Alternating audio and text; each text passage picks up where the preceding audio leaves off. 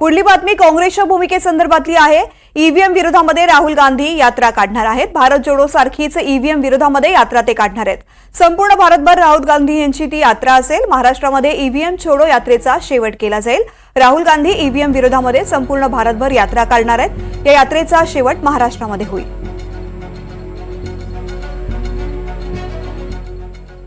भाजप लाडक्या बहिणींच्या आडून ईव्हीएमचा गेम करते अशी टीका विजय वडेट्टीवार यांनी केली आहे। 2029 मध्ये शिंदे पवार राजकारणामधून हद्दपार होतील असं म्हणत विजय वडेट्टीवार यांनी सरकारवरती निशाणा साधलाय।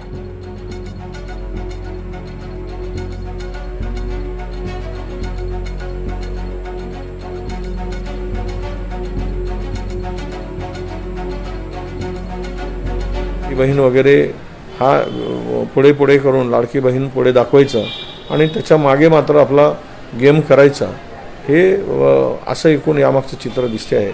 मध्य प्रदेशामध्ये तेच केलं आणि महाराष्ट्रामध्ये तेच झालेलं आहे। त्यामुळे मी म्हटलं त्याप्रमाणे लाडकी बहिणींचं प्रेम नव्हतं, लाडकी बहिणींच्या नावावर यांनी घातलेला हा जो ईव्हीएमचा गोंधळ होता त्याच्या आड यांनी या पद्धतीनं महाराष्ट्राला धोका दिला आहे असं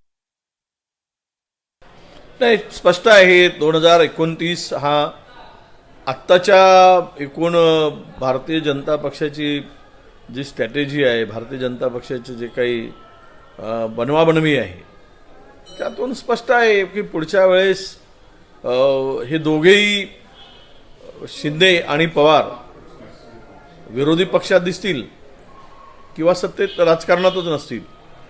पक्ष गुंडाळला गेला असेल आणि राहायला सुरला तर त्यांना मात्र सत्तेमध्ये स्थान नसेल।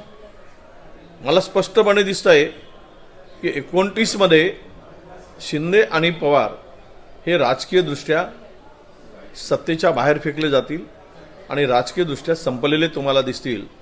भारतीय जनता पक्ष या दोघांनाही संपवल्याशिवाय राहणार नाही।